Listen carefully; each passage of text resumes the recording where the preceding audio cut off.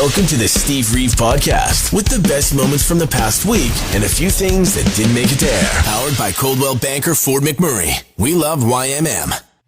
Monday. People pranking each other is certainly not anything new, but I have learned that there are several videos online of people who are about to jump from various bungee jump spots. You know, they're usually on bridges or over cliffs and overhangs and things like that, and in relatively safe places where you're totally fine to just dangle down, do a little bouncing and swinging and get your adrenaline rate racing. But oftentimes, it's people's first time bungee jumping. It's a first time for everything, right? And if it was my first time and somebody decided to prank me by saying, hey, oh no, you're not attached, and throwing me the end of like a frayed rope while I've let go, while I've untethered myself, that would be the end of the friendship. Maybe not, but I would be beside myself. And there are so many of these. I realize now this is a pretty common thing. And if I ever find myself about to be bungee jumping, I'm going to be watching out for it. And I'm going to be absolutely sure that I am tethered. So I cannot be fooled. And immediately I still would be anyway, because my life would flash before my eyes. Anybody's would. But I'm just shocked to know just how many, just the sheer volume of videos there are of people pranking their friends. Be like, oh no, you didn't grab the rope. Here, grab this. Oh no. And then, of course, laughing like hyenas back up on the platform. What is it? What is it about someone you know experiencing something you love for the first time? Music, movies, even honestly like places.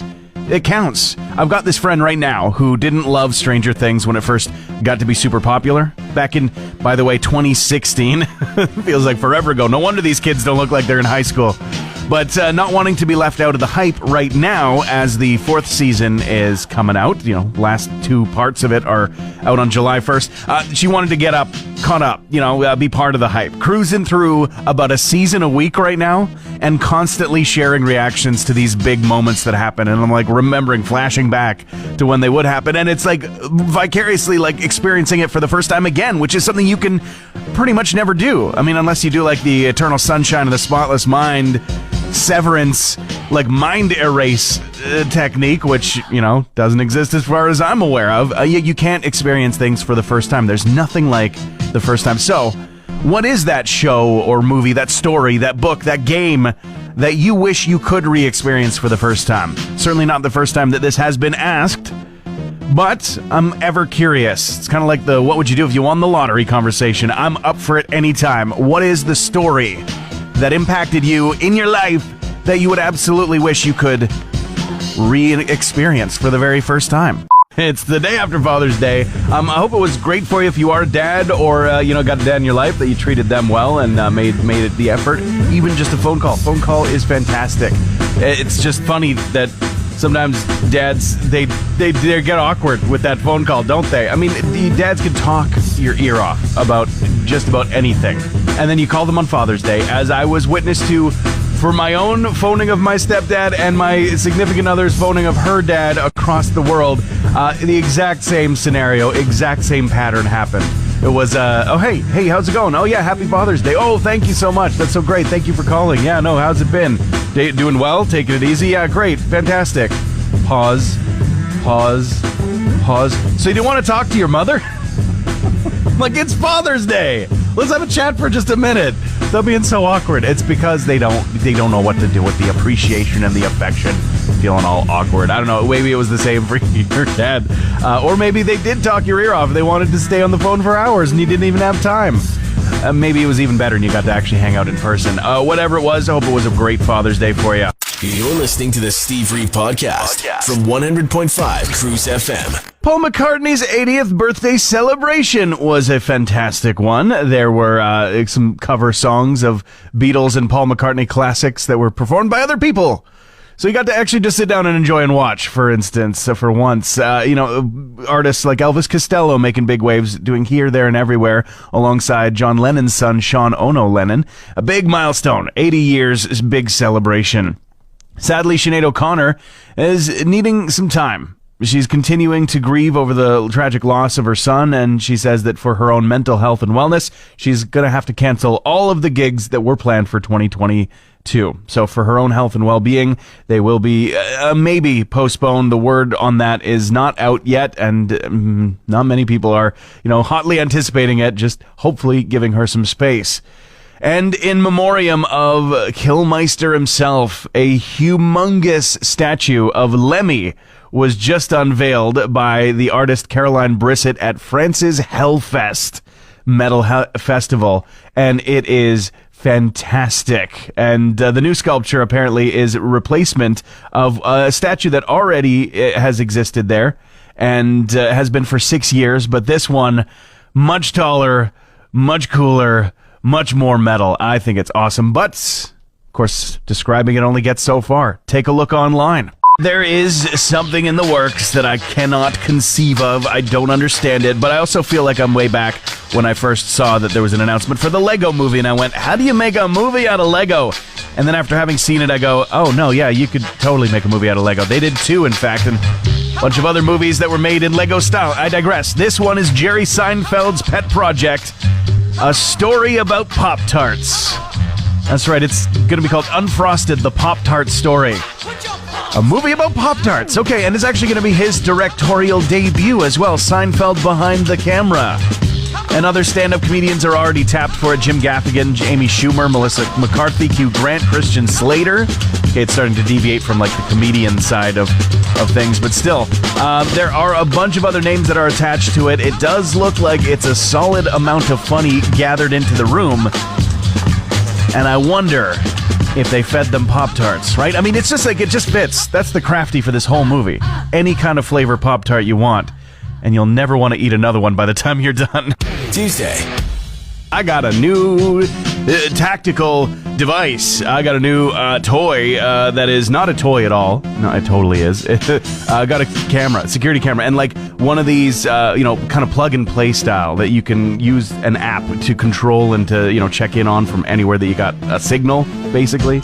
I am so completely fascinated by this thing. Last night, fired it up for the first time, went through the not too painful process of actually getting it set up, and then as soon as it was on, I was like, oh, look at this, I can turn the lights on and off, I can talk through it, I can hear through it, I can follow people that are walking down the street through it's hilarious. Even got it programmed so it's got this patrol, so it goes to different points of interest. I was like, this is so cool. And pretty standard now. I feel like I'm late to the party because I see all kinds of videos everywhere and people talking about how I got my doorbell cam, I got my this cam, this here's footage from that, and I'm going, I want to be a part of this world. Apparently, it's not even so much for the security. I will admit that's the reason that I bought it. But the reason that I have actually played with it so far and used it so far is completely entertainment reasons, 1000%. So I get it. I'm with you now. If you have bought one and have gone through the same process of discovery, or if you know somebody who has in your household, it's very real. It is very real. I feel like I'm going to be addicted to looking at this video when there's absolutely nothing to see on it. Nick Cave in the news again.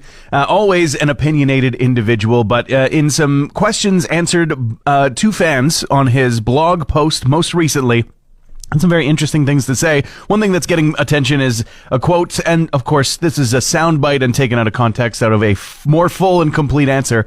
But he does say that intolerance of opposing ideas indicates a lack of confidence in one's own thought, and lauds free speech as something that people in society do to enliven, enrich, and to liberate the soul of our world. Interesting. He's always got a lot to say. Meanwhile, Metallica has got a lot to teach. If you've ever wanted to shred like the boys from Metallica, you might be able to learn a few things directly from them in a team up with the association called Musician, which of course is exactly as it sounds, teaching you to become a musician.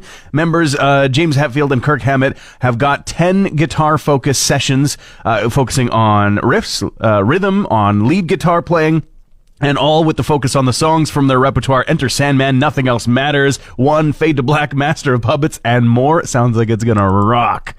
Mick Jagger in the news because the Stones might just get back in action again. He does say he is ready to restart the tour and saying, "I'm sorry for the inconvenience about the shows, but we'll be on stage in Milan on Tuesday." This, of course, after a bout with COVID forcing them to postpone and cancel some dates. Summer solstice is here, longest day of the year, and that does mean we're officially into the summer season now. Though it's confusing, like it all is confusing, right? Are we talking about the exact seasons according to our position in the solar system? Or are we talking like spring just starts at the end of January, and goes for 3 straight months? Or do we count the exact time that the sun rises and sun sets today? Or do we count the actual light that's going to be affecting us, right? I did the calculation. Well, not really. I looked up the calculation, and sunrise today, 4:30 a.m., sunset at 10:24 p.m. That means just shy of 18 hours of direct sunlight. But let's be honest, it's light for longer than that. So actually, twilight begins at about 3:26 a.m. Twilight ends at about 11:28 p.m. What does that mean?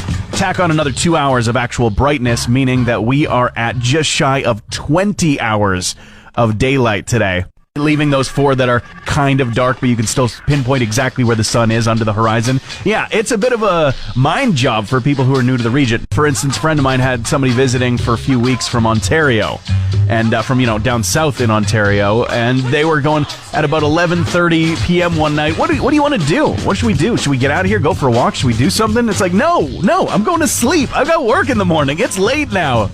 They gesture to the outside, just right through the window going, no, but it's still light out. I know it is.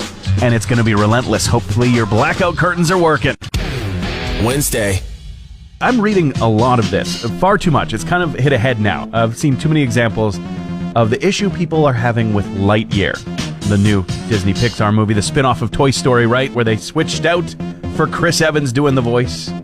But seriously, the issue people are taking with Lightyear is that some character is pregnant at some point in the movie.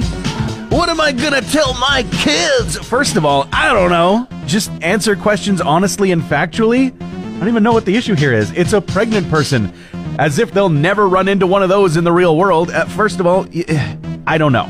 But second of all, if you don't feel like you know enough to answer said questions from your kids, maybe that's something to work on. Just maybe. Throwing it out there. And maybe that might be a reason why you're so averse to teaching your kid about perfectly natural parts of life that they can choose to take part in or not later on when they grow up. Might just be some causality going on there. But if you don't give the right answers, here's the truth, they're just going to find some answers anyways elsewhere, and they might be the wrong ones. So anyways, Lightyear is a movie about a space explorer fighting alien robots of doom. So, maybe don't worry about it. Judas Priest celebrating 50 years. And 50 years of heavy metal, therefore. Just yesterday, Rob Halford and the band, they said they're going to be taking a part in a 29-date tour, across North America, celebrating half a century. And not just that, also the induction into the Rock and Roll Hall of Fame with this North American tour, kind of all happening in sync with each other. It's a big time. And a few months after they released that Reflections 50 Heavy Metal Years of Music with classics from albums as well as some live songs, Running Wild, Sinner, Victim of Changes, etc., and they're going to be performing even some of the newer stuff as they head out on this big tour, including stuff from their 2018 album Firepower. Look out for it. Alanis Morissette, however, has done the opposite and has had to cancel some dates. Specifically dates down under in Australia and New Zealand, as well as in the Philippines. It is citing scheduling issues. Live Nation saying that that is just part of the logistical challenge of global touring in 2022. This is all part of her 25th anniversary of the seminal album Jagged Little Pill. Brett Tuggle, unfortunately, has passed away. Now, he was a keyboardist for Fleetwood Mac as well as the David Lee Roth Band.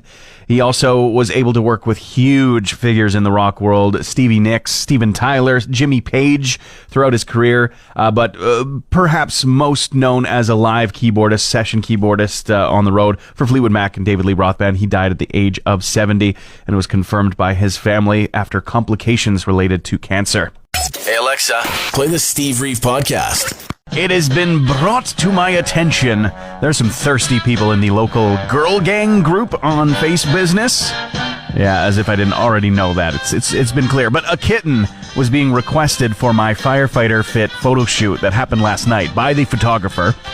And first of all, let me say, so sorry it wasn't clear that they were my photos, not for one of the actual firefighters. I think perhaps a hint of misrepresentation there, or at least an assumption, right? You know what assuming does. But I've seen some of the comments, ladies. Have a glass of water. Have a liter of water.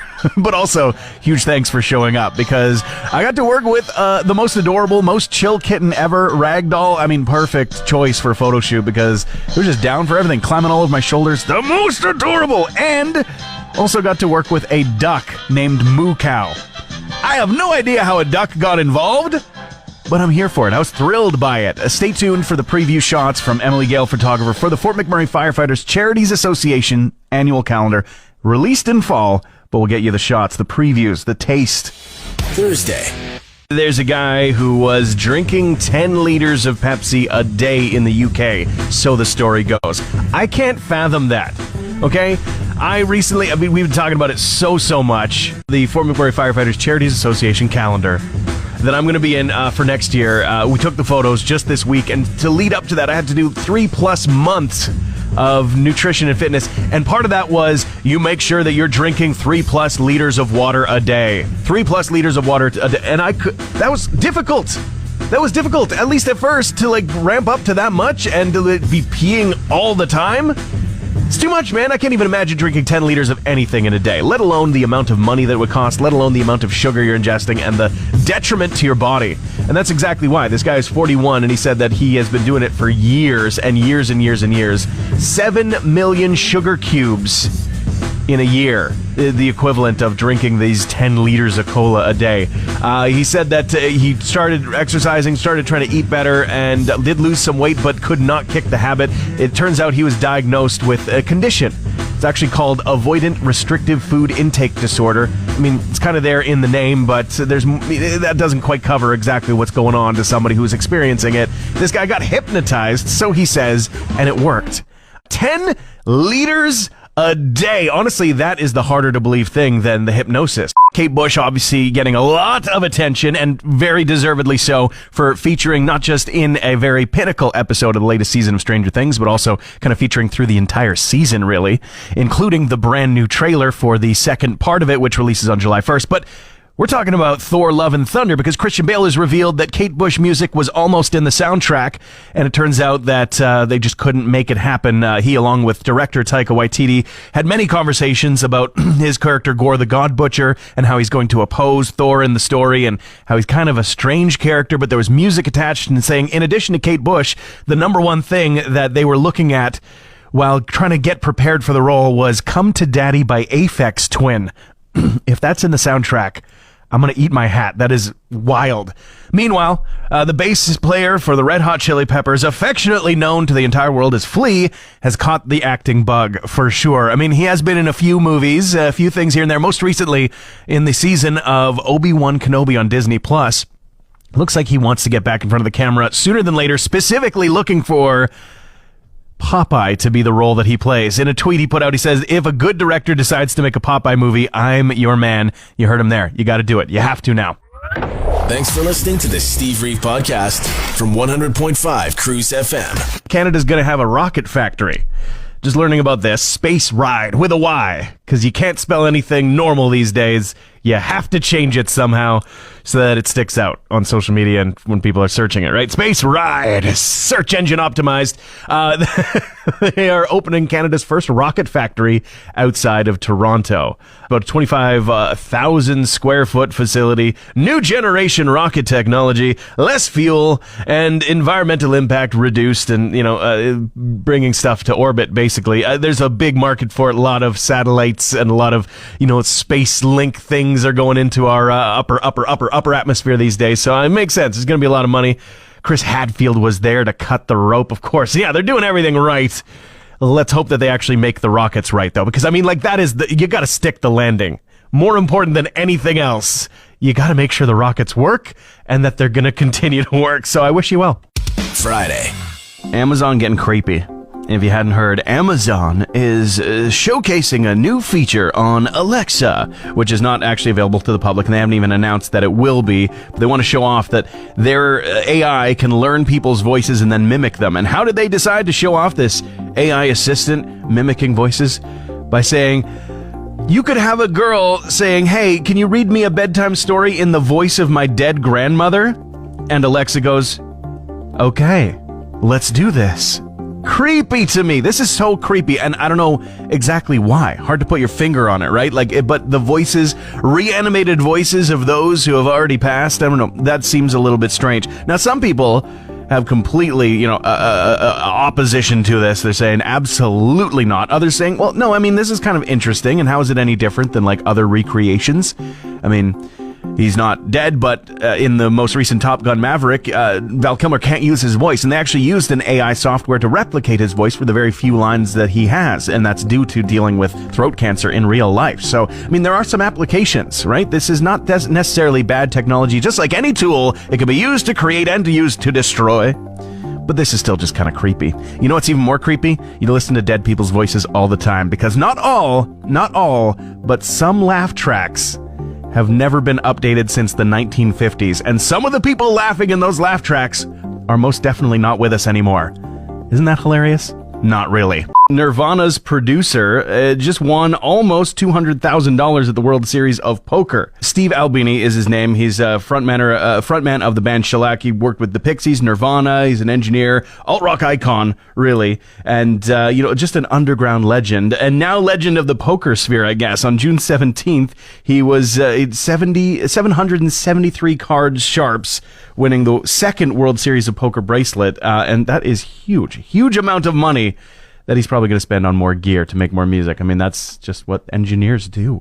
The Hollywood vampires are reuniting again, coming back from the dead. It's Johnny Depp, Alice Cooper, and Joe Perry. They have come together and announced a super tour, traveling all over Europe, Luxembourg, Germany. It's all through next summer, and is just another example of Johnny Depp getting back to musical roots. Talking to Terry Gable with Buckeye BBQ, which I have sampled many times as you visited the region before. How you doing today? I'm good, Steve. How are you doing? I'm doing really good. Everybody loves Ribfest in Wood Buffalo. Everybody loves Ribfest everywhere. You excited to come back again and bring us all these delicious flavors?